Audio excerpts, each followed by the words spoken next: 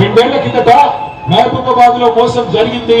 కాంగ్రెస్ వాళ్ళు వచ్చిండ్రు, కథలు చెప్పిండ్రు, ఓట్లు వేయించుకున్నారు, అవతల పడ్డరు, రూపాయి పని కాలే. మళ్ళీ 2 ఏళ్ల తర్వాత ఇలా మళ్ళీ వస్తున్నారు, ఇంటింటికి వస్తున్నారు. మాడబిడ్డల దగ్గరికి వస్తారు, అక్క అంటారు, చెల్లె అంటారు, మేము అధికారంలో ఉన్నామంటారు, మధ్య మధ్యలో బుగ్గ గిల్లుతారు, మరి గవ్వ పట్టుకుంటారు, కాళ్ళు పట్టుకుంటారు. ఆ కోటే రక్క లేకపోతే నేను చచ్చిపోతా అంటాడు. ఓడి గ్యాస్ ఉన్న డబ్బా పట్టుకొని వస్తాడు, నేను చచ్చిపోతా అంటాడు.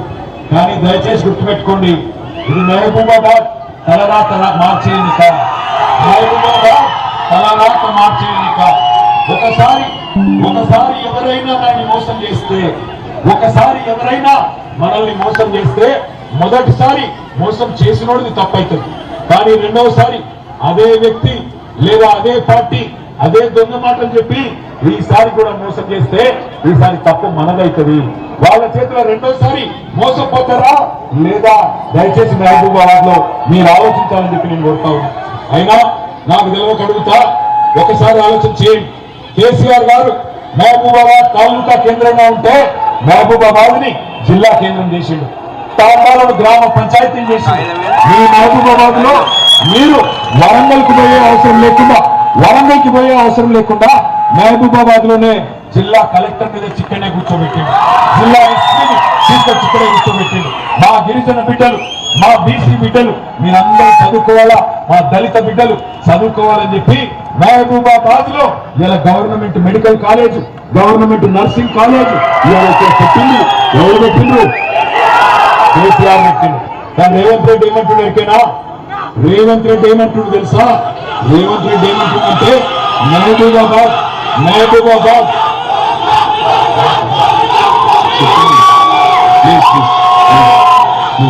మహబూబాబాద్ ని జిల్లా చేసేది కాకుండా తప్పు చేసిందట కేసీఆర్.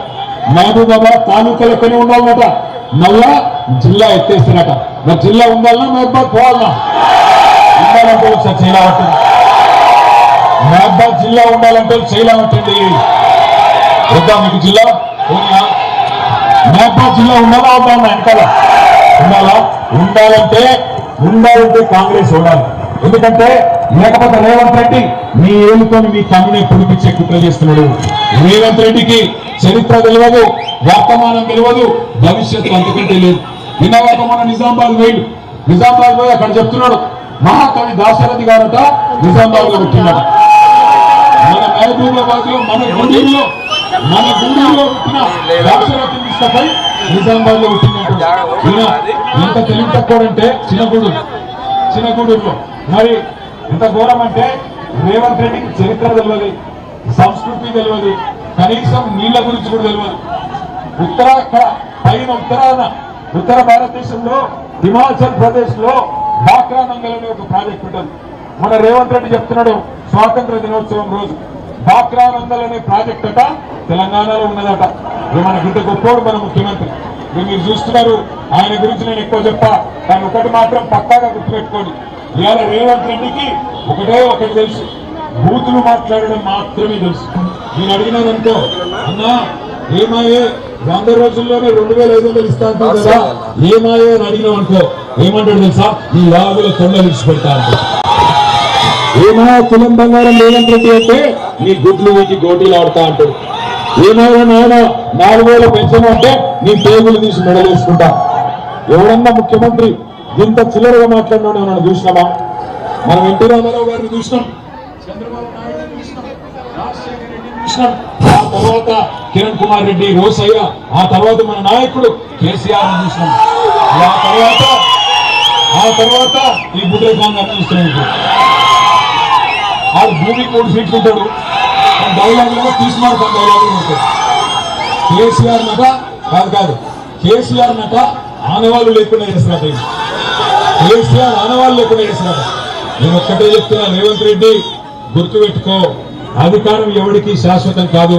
నీలక నీలిగిన వాళ్ళు మస్తు వచ్చిండ్రు, మస్తుగా పోయిండ్రు. మా కేసీఆర్ ఇంటిగా కూడా వీకలేవు. నా కొడకని గుర్తుపెట్టుకో.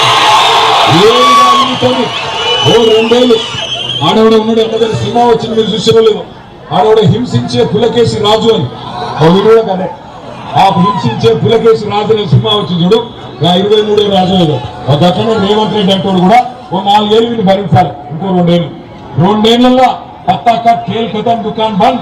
ఆ తర్వాత మళ్ళా గులాబీ జెండాని ఎదుర్కొని మళ్ళీ కేసీఆర్ గారు వస్తారు.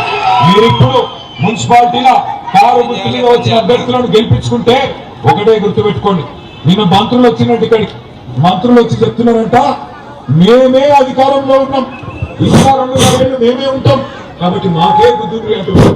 మరి 2 ఏళ్ళు ఏం చేస్తున్నారో నాకు తెలియక అడుగుతా. మ్యాక్బాక్ రూపాయలు పనిచేసిందా? మరి ఈ 2.5 ఏళ్ళు రూపాయలు పనిచేయని వాళ్ళు, గరీబోళ్లకు సాయం చేయని వాళ్ళు, గరీబోళ్లకు 6 గ్యారెంటీలు అని చెప్పి టోపీ పెట్టిన వాళ్ళు, శతకోపం పెట్టిన వాళ్ళు, మీరు ఇంకో 2 ఏళ్ళు ఏం చేస్తారు? మీతో ఏమవుతుంది? 2 ఏళ్ల తర్వాత మళ్ళా ఇదే గులాబీ జెండా మహబాద్ లో ఎగురుతుంది. మళ్ళా కేసీఆర్ గారు ముఖ్యమంత్రి అవుతారు. ఇగో మా శేఖరన్న ఆ రామ్మోహన్ రెడ్డి గారు ఇస్తున్నాడు. మనం ఏమేం చేసినాం? మరి మీరు అడగచ్చు, బాగా మాట్లాడుతున్నావు కేటీఆర్, మరి మీరేం చేసిండ్రా? మీరు 10 ఏళ్ళు అంటే ఏం చేసామో ఒక నిమిషం చెప్తాం. మెడికల్ కాలేజ్ 500 కోట్లు, నర్సింగ్ కాలేజ్ మహబాద్ లో 40 కోట్లతో, జేఎన్టీయూ ఇంజనీరింగ్ కాలేజ్ 40 కోట్లు. ఒక మారుమూల గిరిజన ప్రాంతమైన మహబాద్ కి ఇన్ని కాలేజీలు వస్తాయని కళలను అనుకున్నారు ఎవరన్నా? అట్లాగే మహిళా డిగ్రీ కళాశాల ఏర్పాటు, పాఠశాలల భవనాలు, మల్యాల గ్రామంలో హార్టికల్చర్ డిగ్రీ కాలేజ్ 100 కోట్ల రూపాయలు. అట్లాగే కలెక్టరేట్ 60 కోట్ల రూపాయలతో మిషన్ భగీరథ, ఇంటింటికి నల్లబెట్టి నీళ్లు ఇచ్చింది కేసీఆర్ కాదా? మా అక్క చెల్లెళ్ళు మహబాద్ పట్టణంలో ఉన్న అక్క చెల్లెలు యాద్ చేసుకోవాలి.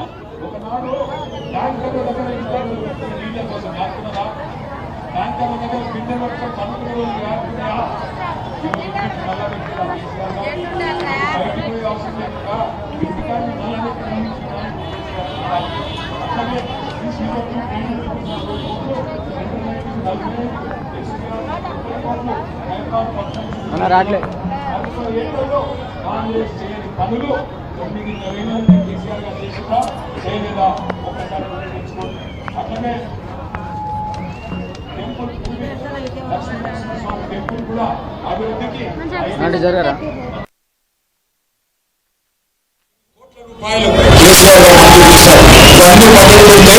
చివరికి నేను ఒక రిక్వెస్ట్ చేస్తా ఉన్నా మీ అందరికి, దయచేసి ఎల్లుండి ఓటేసేటప్పుడు వాళ్ళు పైసలు ఇస్తారు, మంచిగా తీసుకోండి, ఏం భయపడద్దు, ఏం రందిపడద్దు, మంచిగా వాళ్ళు వస్తారు. కాంగ్రెస్ వాళ్ళు చేతిలో పైసలు పెడతారు, మంచిగా తీసుకోండి.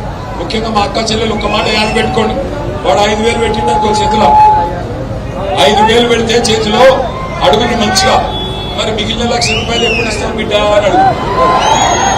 మిగిలిన 1,00,000 దాకా బాగున్నట్టే మాట్లాడుతున్నావు అంటాడు. అవు బిడ్డ బాగున్నావు కదా, 26 నెలలు అయింది, నెలకు 2,500, 26 నెలలు అంటే ఎంత? 1,05,000.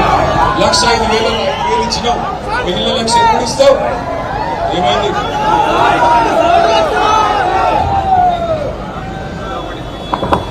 ఇప్పుడు వినబడుతుందా? ఒకవేళ వాడు వచ్చి 5,000 చేతులు పెడితే మిగిలిన 1,00,000 ఎప్పుడు ఇస్తావు అని అడుగుని, మంచిగా రావాలి తీసి అడుగుని, అడిగితే ఏడ దాక్కున్నా నీకు అంటాడు. మీరు రేవంత్ రెడ్డి చెప్పిండు కదా 6 గ్యారెంటీలు 100 రోజులని పెద్ద డైలాగులు కొట్టిండు కదా, మరి ఏమాయే? మిగిలిన 1,00,000 ఎప్పుడు ఇస్తావు బిడ్డ? నువ్వు ఇస్తావా, మురళి ఇస్తాడా, రేవంత్ రెడ్డి ఇస్తాడా, మన అయ్యి ఇస్తాడా, ఎవడిస్తాడా, ఎప్పుడు ఇస్తావు అని బరాబర్ అడగండి. ఇప్పుడు తప్పించుకుంటే ఇంకో 2 ఏళ్ళు దొరకరు లంగలు కాంగ్రెస్ వాళ్ళు. తులం బంగారం వస్తారు, లగ్గమైన పిల్లలు ఉన్నారనుకో మీ ఇంట్లో, అడుగుని ఏమైనా బిడ్డ తులం బంగారం ఏది, మరి ఓటు ఎత్తా గానీ తులం బంగారం ఏది అని అడుగుని. నేను ఎలక్షన్లకు ముందే చెప్పిన, వీళ్ళు బంగారం ఇచ్చే బ్యాచ్ కాదు, మెడల పుస్తలతాడెత్తకపోయే దండుపాలెం బ్యాచ్ అని చెప్పిన. మీరు మహబాద్ వాళ్ళు ఇల్లే ఇప్పుడు తెలుస్తుంది మీకు. అట్లాగే ముసలోళ్ళ దగ్గరికి వచ్చిరనుకో మంచిగా అడుగుని, బిడ్డ 2,000 ఇచ్చినావు, మిగిలిన 50,000 ఎప్పుడు ఇస్తావురా? 26 నెలలకు 2,000 బాకీ ఉన్నావు కదా, ఇస్తావా సస్తావా అని అడుగుని.